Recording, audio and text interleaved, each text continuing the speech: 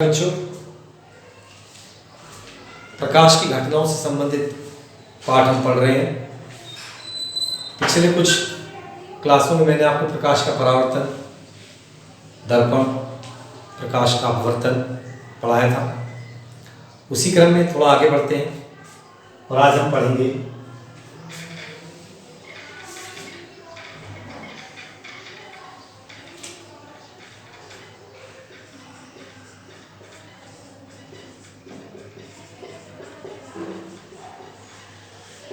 आज हमारे टॉपिक रहेंगे लेंस से संबंधित। लेंस, सबसे पहले बच्चों ये समझिए लेंस क्या होता है।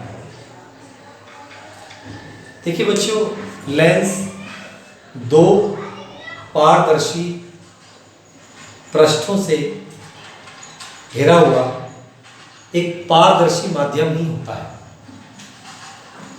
ये पृष्ठ गोलीय भी हो सकते हैं, एक गोलीय दूसरा समतल भी हो सकता है। कई प्रकार के लेंस बन सकते हैं। एक बार फिर समझेंगे, दो पारदर्शी पृष्ठों से घिरे हुए पारदर्शी माध्यम को लेंस कहते हैं। पृष्ठ दोनों गोलीय या एक गोलीय हो सकता है, लेकिन हम यहाँ पर आपको उन लेंसों को पढ़ाएंगे कक्षा 10 में जिनके दोनों पृष्ठ गोलीय होंगे।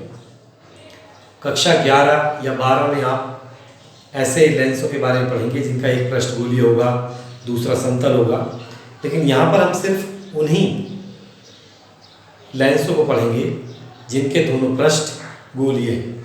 तो एक बार फिर समझते हैं, दो गोलीय पारदर्शी माध्यमों, पारदर्शी पृष्ठों, दो गोलीय पारदर्शी पृष्ठों से घिरे हुए पारदर्शी माध्यम को हम लेंस कहते हैं। ये लेंस बच्चों दो प्रकार के होते हैं। एक उत्तल लेंस, ये मैंने उत्तल लेंस ही बनाया है। इसकी पहचान किनारों से पतला होता है, बीच से मोटा होता है। एक होता है अवतल लेंस।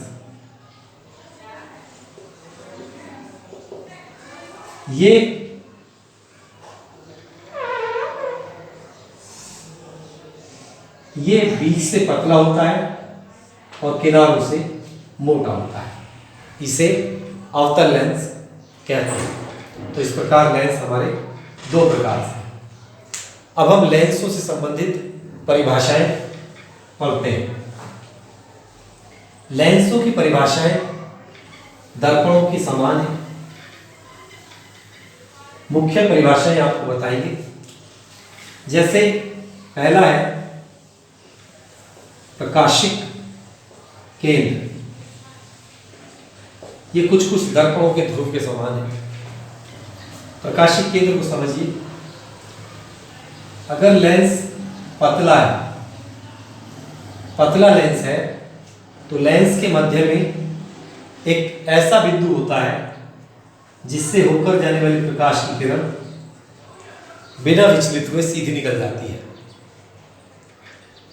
पतला लेंस मैंने क्यों बोला उसके बारे में बताऊंगा मैं अभी।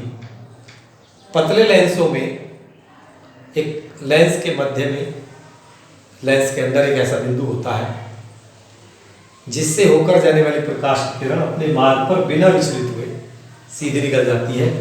उसे हम प्रकाशिक केंद्र, इंग्लिश में ऑप्टिकल सेंटर कहते हैं। इसी प्रकार अवतल लेंस में भी एक मध्य में बिंदु है जिससे होकर जाने वाली प्रकाश की किरण बिल्कुल सीधी निकल जाती है। इसे हम प्रकाशिक केंद्र कहते हैं। अब पतला और मोटे से क्या फर्क पड़ेगा? अगर लेंस आपने मोटा कर दिया तो प्रकाश की किरण सीधी ना जाकर जो अपवर्तित किरण होगी वो आपतित किरण के समांतर हो जाएगी। अगर आपने लेंस मोटा कर दिया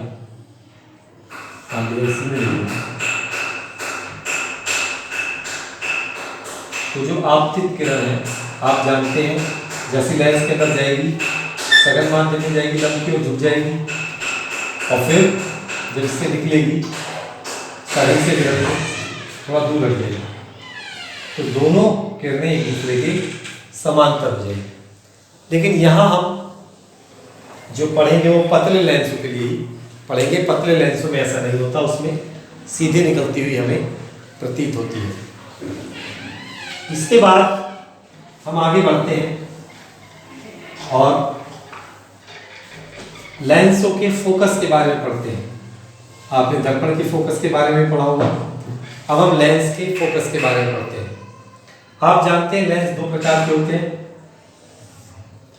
तो पहले उत्तल लेंस में देखते हैं।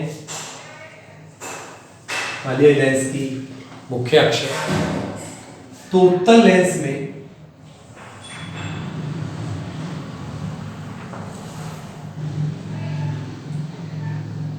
मुख्य अक्ष के जिस बिंदु से चलने वाली प्रकाश की किरणें अपवर्तन के पश्चात लेंस से अपवर्तन के पश्चात मुख्य अक्ष के समांतर हो जाती हैं, उसे हम उत्तल लेंस का प्रथम फोकस कहते हैं। यह प्रथम फोकस है, ध्यान रखना। उत्तल लेंस में प्रथम फोकस को कैसे परिभाषित करेंगे, दोबारा सुन लीजिए।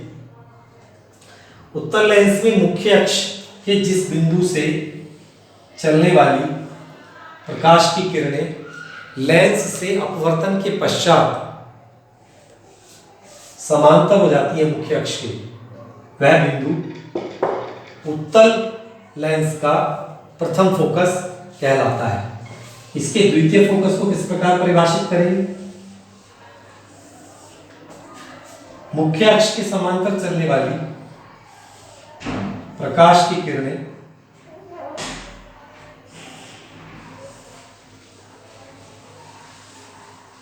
लेंस से अपवर्तन के पश्चात जिस बिंदु पर एकत्रित हो जाती हैं,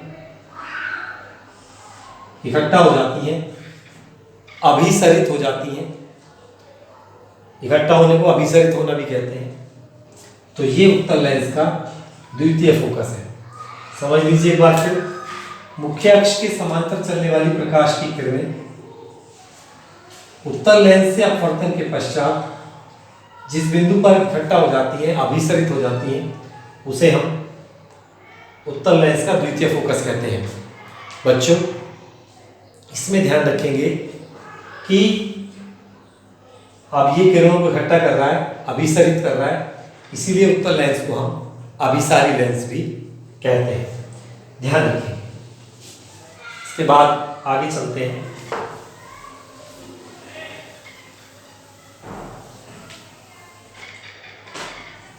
अवतल लेंस के फोकस के बारे में समझते हैं।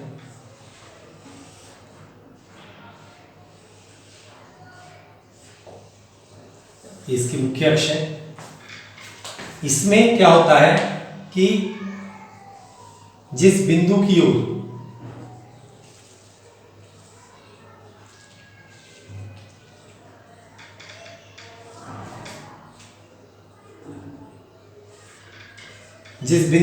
आने वाली प्रकाश की किरणें अवतल लेंस से अपवर्तन के पश्चात समांतर हो जाती हैं,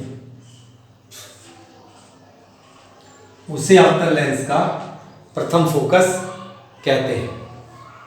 समझ में आया होगा आपको क्या बताया मैंने?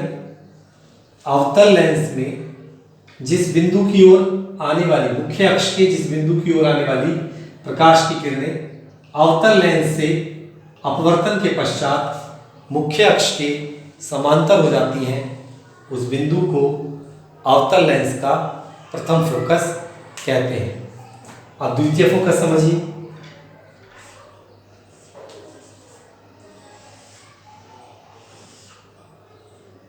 द्वितीय फोकस के लिए परिभाषा कैसे बनाएंगे कि मुख्य अक्ष के समांतर चलने वाली किरणें अवतल लेंस में मुख्य अक्ष के समांतर चलने वाली किरणें लेंस से अपवर्तन के पश्चात जिस बिंदु से फैलती हुई प्रतीत होती हैं, इसे कहते हैं अपसरित। अपसार, फैलना, इसीलिए इस लेंस को अपसारी लेंस भी कहते हैं क्योंकि किरणों को फैला देता है। तो जिस बिंदु से आती हुई प्रतीत होती हैं समांतर किरणें लेंस से अपवर्तन के पश्चात फैल जाएंगी, पीछे बढ़ाएंगे तो एक बिंदु से आती हुई प्रतीत होंगी। इसे हम अवतल लेंस का द्वितीय फोकस कहते हैं। इस प्रकार बच्चों मैंने आपको लेंसों के फोकस से आपको परिचित कराया। जैसे फोकस होता है वैसे ही इसमें वक्रता केंद्र भी होता है, जिसे यहाँ पर हम फोकस का दुगना यानी 2f बोलेंगे।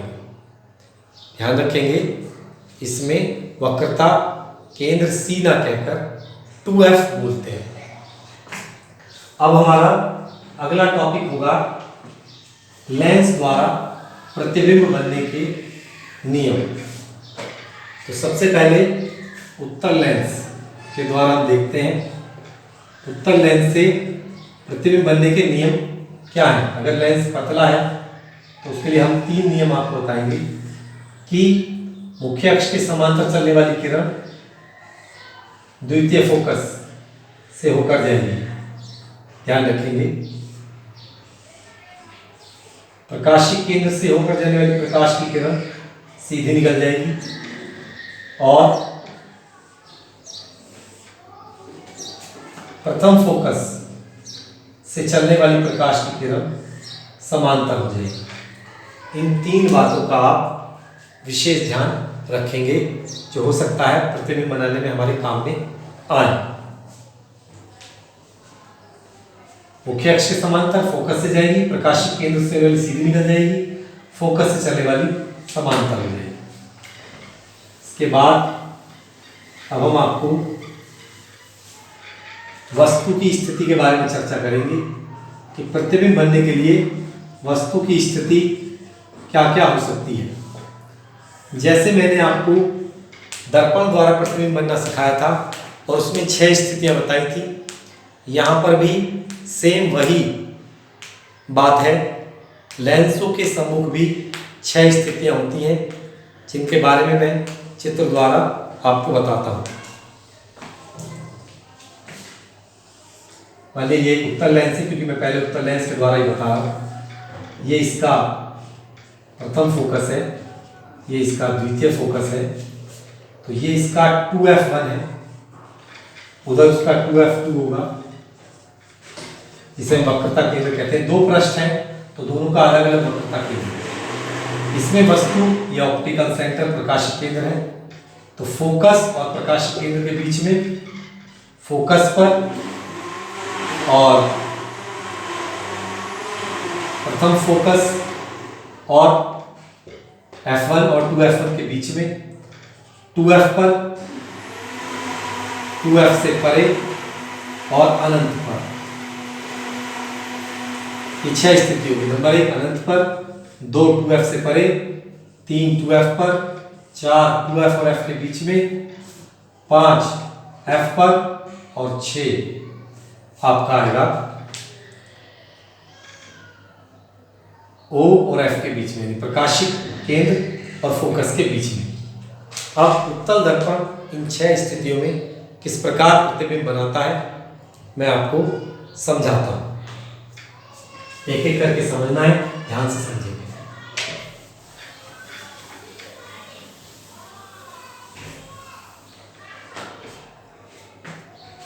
सबसे पहले लेते हैं पहला कंडीशन, यदि वस्तु प्रकाशिक केंद्र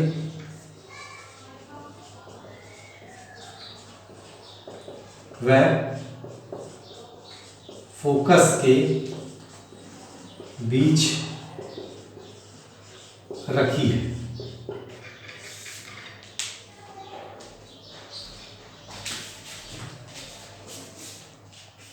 पाउस यहां से होगा। बच्चों जैसे कि आप देख रहे हैं मार्कर बहुत अच्छे से नहीं चल रहा है, इसकी इंक मेरे पास नहीं है, मुझे व्यवस्था करनी पड़ेगी। तो मैं किताब पर ही ये प्रतिबिंब आपको किस प्रकार बनेंगे थोड़ा सा आज बताना चाहूँगा, क्षमा चाहते हैं इसके लिए आपको।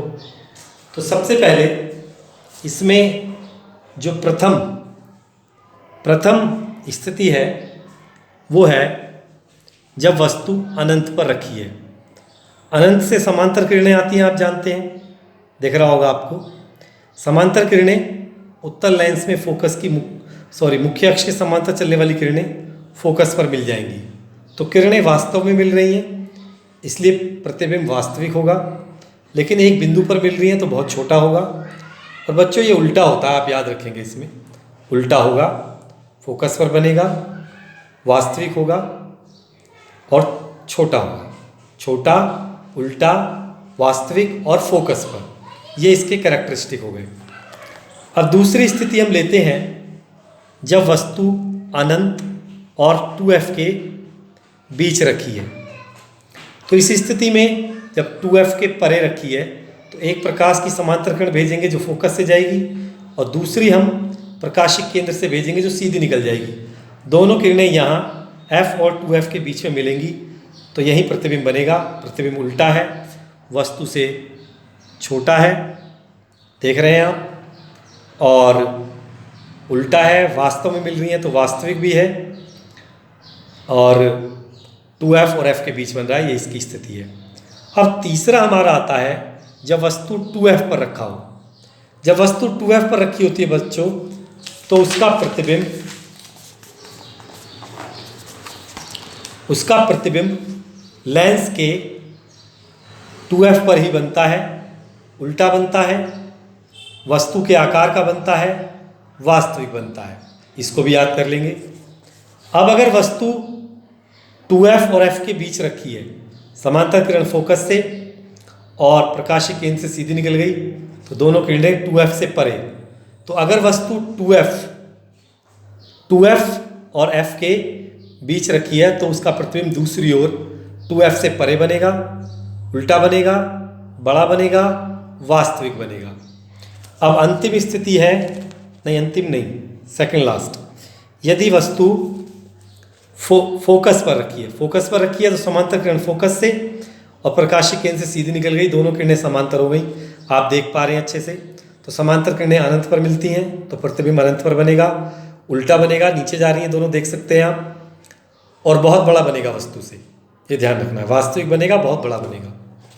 अब अंतिम स्थिति है यदि वस्तु फोकस और प्रकाशिक केंद्र के बीच में रखी हुई, आपको दिखाई दे रहा होगा, स्पष्ट दिख रहा है ना। तो इस स्थिति में समांतर किरण फोकस से और प्रकाशिक केंद्र से सीधी निकल गई, ये किरणें उधर जाने पर फैल रही हैं, आप देख रहे हैं। तो आगे तो मिलेंगी नहीं, पीछे बढ़ाया तो यहाँ मिल गई, बढ़ाने से मिली है पीछे, तो प्रतिबिंब आपका आभासी होगा, सीधा है, वस्तु से बड़ा है और उसी ओर बन रहा है जिधर वस्तु रखी हुई है। तो इस प्रकार बच्चों मैंने आपको 6 स्थितियों में वस्तु को रखकर बताया है। तो 6 स्थितियों में इस टेबल को भी एक बार आप देख सकते हैं और इसे याद कर लें। टेबल पूरी दिखाई दे रही है टेबल आपको। इस टेबल को एक बार कॉपी पे नोट कर लें, इससे आपको वस्तु की स्थिति, प्रतिबिंब की स्थिति, उसकी प्रकृति, सभी चीज़ों का अच्छे से ज्ञान हो जाएगा।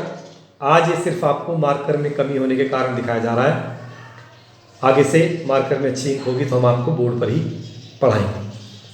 इसके बाद मैं आपको बच्चों अवतल दर्पण द्वारा प्रतिबिंब का बनना समझाता हूँ। जैसे अवतल लेंस के द्वारा प्रतिबिंब का बनना समझाऊंगा। जैसे उत्तल लेंस द्वारा केवल एक ही स्थिति थी, ऐसे ही अवतल दर्पण में भी सिर्फ एक ही स्थिति है।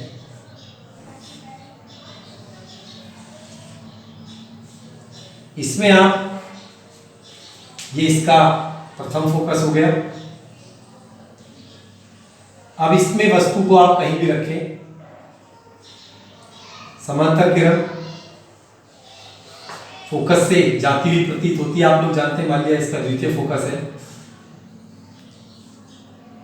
यहां से जाती हुई प्रतीत होगी और एक प्रकाश की किरण हम प्रकाशिक केंद्र ऑप्टिकल सेंटर से भेजते हैं, तो ये दोनों किरणें आप देख रहे हैं फैल रही हैं, आगे कहीं नहीं मिलेंगी।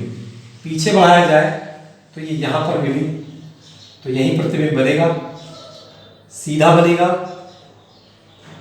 ठीक है, आभासी बनेगा, वस्तु से छोटा बनेगा, वस्तु और प्रकाशीय केंद्र के बीच में बनेगा। इसकी ज़्यादा स्थितियाँ नहीं है बच्चों। तो इस प्रकार आपको मैंने आज लेंस, उनकी फोकस की परिभाषाएं और उनके द्वारा बनने वाले प्रतिबिंबों का वर्णन किया। इन्हें अच्छे से याद कर लेंगे, बहुत इंपॉर्टेंट है। पेपर में अधिकांश प्रश्न, अधिकतर इनसे प्रश्न आने की संभावना रहती है। इन स्थितियों को, प्रतिबिंब की प्रकृति को अगर आप याद कर लेते हैं तो आंकिक प्रश्न भी आपको हल करने काफ़ी आसान पड़ जाएंगे। तो बच्चों, आज की क्लास में इतना ही। नमस्कार, धन्यवाद।